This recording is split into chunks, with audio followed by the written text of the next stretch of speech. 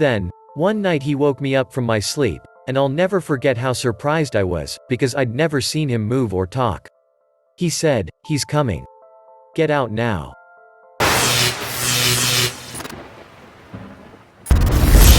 Welcome to Daily Dose Reddit. What is the creepiest and most unexplainable paranormal experience you've ever had?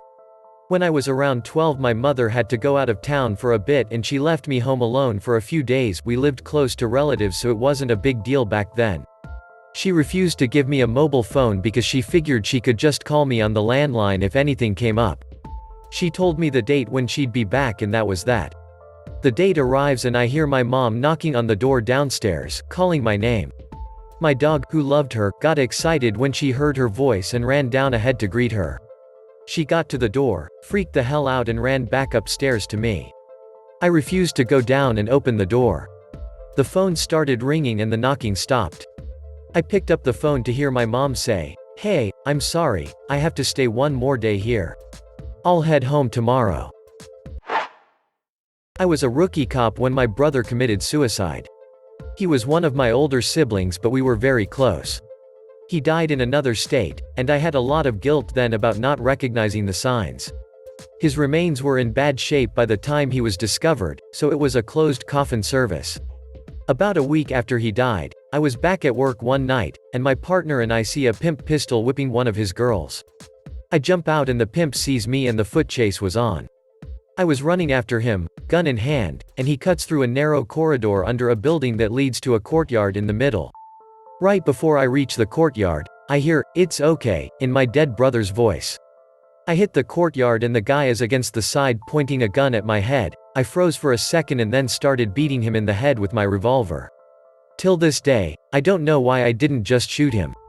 Cuff him and walk him back to the street and find my partner. I tell my partner about him squeezing the trigger, but not the voice I heard. We unload the gun, .32 revolver, right there, and 2 bullets have strike marks on them. Take the gun to the lab for testing. Tell the tech the story. He puts the 2 bullets with strike marks back in and shoots into the test tank. Both bullets fired.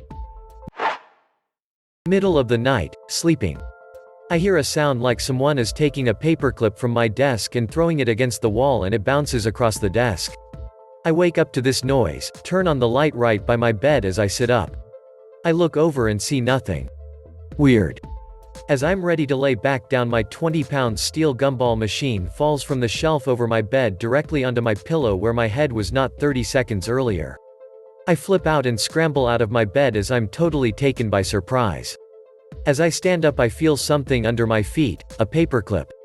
I put the murderous gumball machine on the floor, the paperclip back on my desk, and crawl into the safety of my comforter. Nothing like that happened again. As a 4-year-old, I hated tying my shoes. I was terrible at it and progress was just not happening. One morning I was throwing a fit and I was trying to avoid this horrible responsibility while crying and screaming on the 3rd or 4th step of the staircase. The ceiling above the staircase extended from the 2nd floor, horizontally, to the space above the 1st step, where it met a vertical wall that connected the 2nd floor ceiling to that of the 1st. Imagine a big upside-down L.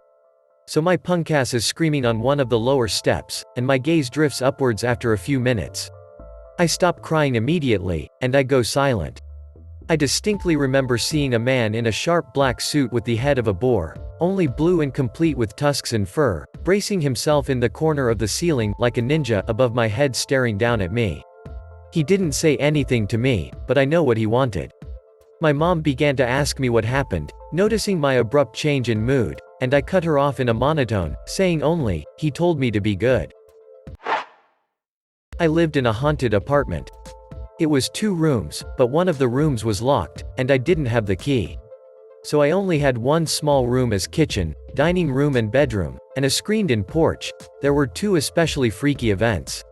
One night, my girlfriend slept over, and she woke up in the middle of the night and said she saw the bathroom door open and a shadowy figure standing in the bathroom, staring at her. The bathroom was right across from the locked room. Another time, I was jerked awake by the fire alarm going off, just blaring, but when I went to unplug it, the alarm stopped and no other alarm in the building was going off. A lot of the things that happened could have been just my neighbors, but the way they happened was, well, weird. I would hear knocking. It sounded like someone tapping a spoon on a counter, coming from the downstairs apartment. It could have been my neighbor, but I'm not sure why she would do that every couple of minutes for hours on end, or in the middle of the night. I would also hear knocking on the walls. It sounded like someone tapping their way up the wall, like they were looking for a stud. I would also hear this weird moaning, howling that I couldn't trace the source of. Again, could have been a neighbor's dog, but it didn't sound like it was coming from her apartment. The apartment across from me had 3 tenants in a year, I think because it was just as or more haunted than mine. I had, I think, a unique way of coping. I named the ghost Pete, after a previous tenant's mail I would get from time to time, and I tried talking to him, basically treating him like a roommate I wasn't friends with. My girlfriend was much more freaked out by the situation than me and basically stopped coming over after a few months, so I wasn't there much anyway. When I felt that talking to Pete made the atmosphere of the whole place much more friendly. I also left out a sheet of paper with Pete's notes written on it, and told him if he had any problems, just write them down. I still don't know if I quite believe in ghosts, though I find the supernatural fascinating, but that experience did push me closer to the science doesn't know everything about the universe camp. Growing up, my older brother had a computer program that he used to compose piano music on. I remember I was reading in the living room when I heard the most beautiful violin melody I have ever heard. I listened to the whole thing, which was several minutes long. I walked down the hallway to compliment my brother on his masterpiece when I realized my brother was not using the computer, and I was home alone. This happened when I was 17. When I was still living at my childhood home, I was sneaking out late at night to meet some friends. I went through the back door of the house, and as I turned to face the door I could just feel *** somebody watching me. I thought I was busted. I turned to look at who had caught me, and saw a totally monochrome figure. The hair was completely black, like blacker than black. Her face was like a static washed over white-gray, and she was wearing a dress that was in between the two colors. No facial features.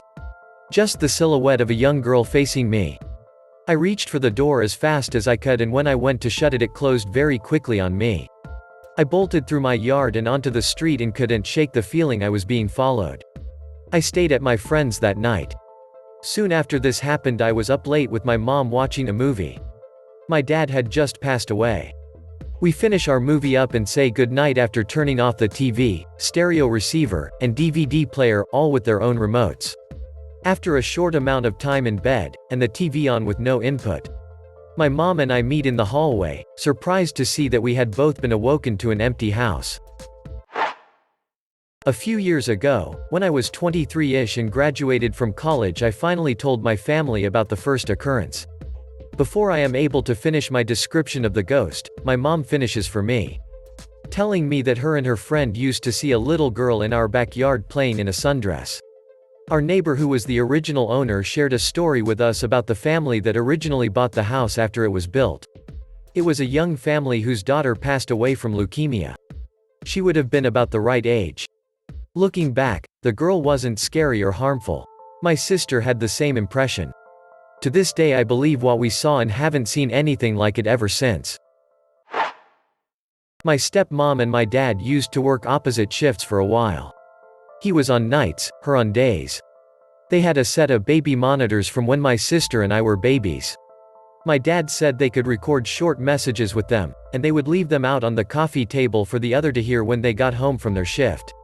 This went on for a bit, then once their shifts lined up they put the monitors away in storage. She died of cancer at a really young age, and my dad had just gotten back from the funeral and was home alone.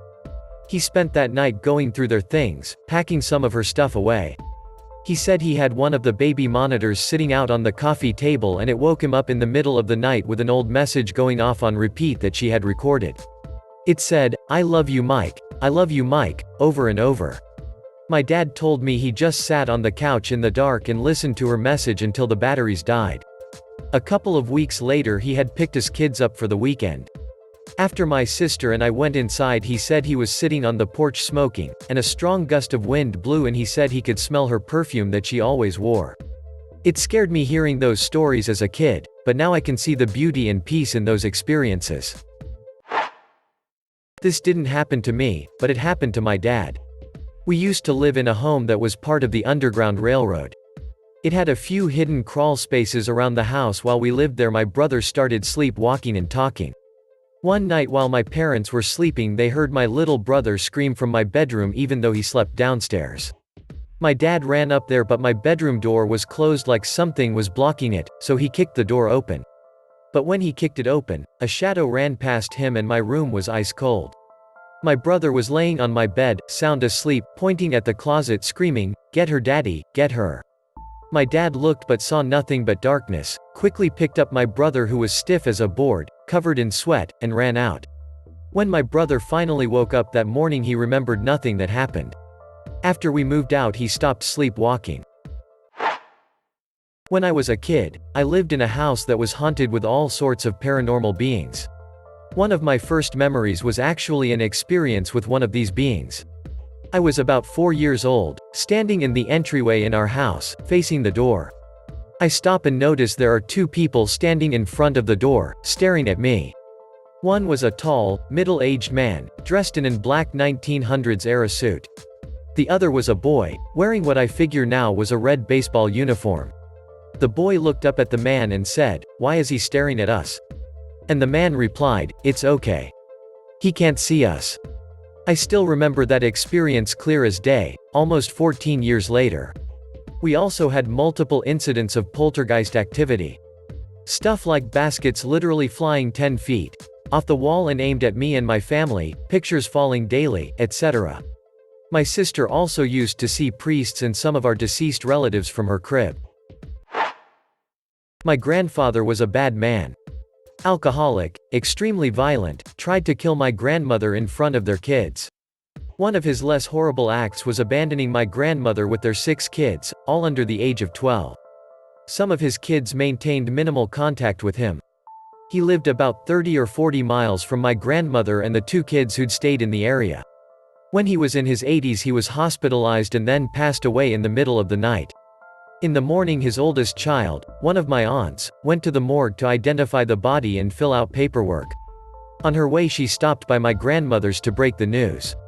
When she came in, my grandmother said, "Oh, it's a sad day. He died just past midnight, I imagine." My grandmother had begun to show some signs of dementia or just basic old age, and so the weird comments weren't too out of character. And my aunt assumed that the hospital one of her siblings had already called to tell their mother the news. My aunt shook it off and drove to the morgue. When she saw the death certificate, she was shocked to see the time of death listed as 12:10 a.m. On her way home, she stopped back at my grandmother's and asked her who had called her to tell her the news and asked why. She said that she thought he'd died just past midnight. My grandmother said, "He came to see me at 12:30 and we talked for a spell. He wanted to apologize for all he'd done to me and you kids. I think he made his peace and was able to move on, so I'm glad for that." My grandmother then resumed humming and doing a jigsaw puzzle. TLDR. My grandmother knew her ex-husband had died in the approximate time of his death because his ghost visited her in the middle of the night. My grandmother suffered from heart problems and worsening dementia after my father passed away, as they were very close. After a few years staying in a nursing home, she could just remember who we were and that was about it. If you came and ate breakfast with her, she would have forgotten the entire event by lunch. Anyways, one night we get a call that my uncle who lived in the next state over had committed suicide. We waited a few days until a good day, when she was more mentally stable, to visit Granny and break the news. We get there and start some small talk, but before we get to the subject at hand, she says, deadpan, "Well, I guess Jeff, her youngest, is the only one left." We ask her about it, and she tells us that Terry, the son we came to talk about, had shot himself. Mind you, he lived in a different state and none of the family back home had any of the details yet and had no idea how he had done the deed, just that he had died. We ask a little bit more and she basically told us that Uncle Terry had called her a few nights ago and told her he had just shot himself in the head. We later, nearly a month, learned that he did in fact shoot himself in the head. So, either my uncle's ghost has better phone service than I do, scary, or he was still conscious immediately afterwards and was able to make a call, horrifying, or he called her just before killing himself to say goodbye, absolutely depressing, and she interpreted it wrong but managed to remember it all the same. When I was in elementary school, I shared a queen-size bed with my older sister, and our family dog, a mutt that looked like a short-haired lassie, would sleep at the foot of our bed every night. When I was about 6 years old, I woke up one night around midnight and saw a dark figure standing at the foot of the bed. The figure was entirely in black without any eyes or a face. I tried to wake my sister up, but she rolled over to go back to sleep.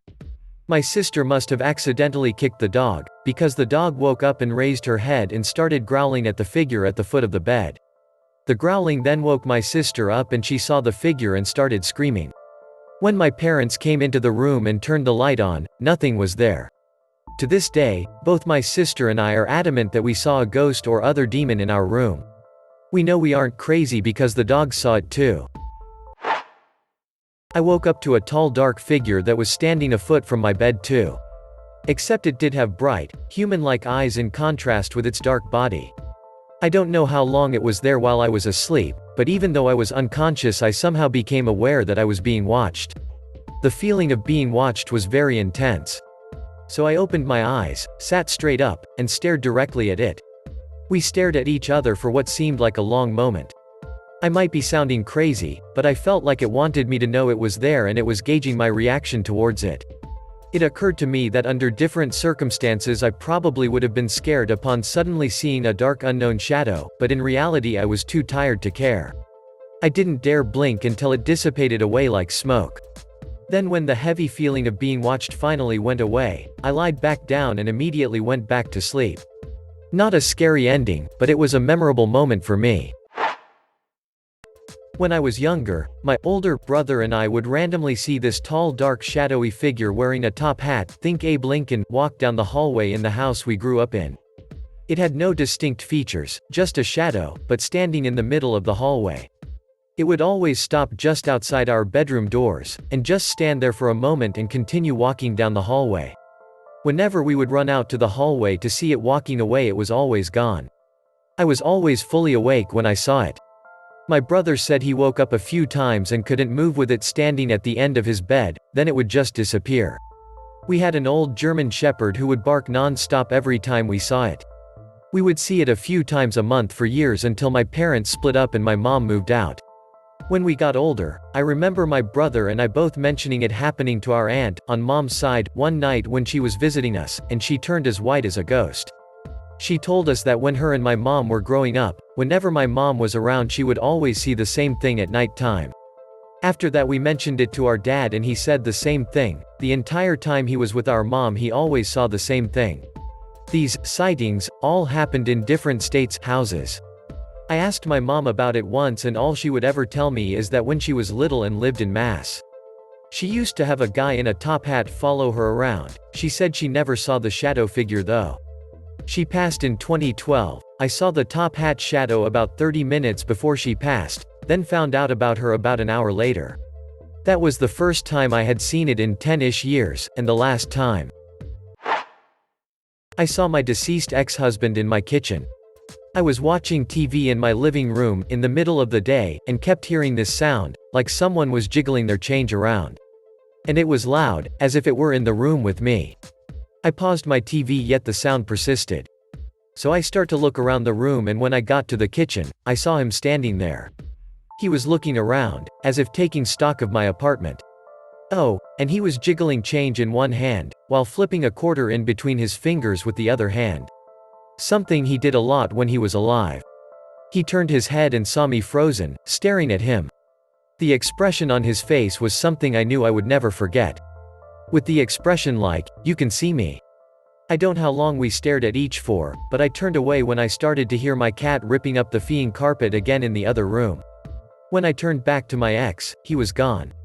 It's worth noting that he had only been dead for a couple months too. Some Romanian women I worked with told me that the dead hang around for 3 months before crossing over. I don't know about all that, but I know without a shadow of a doubt, what I saw that day. Thank you so much for watching.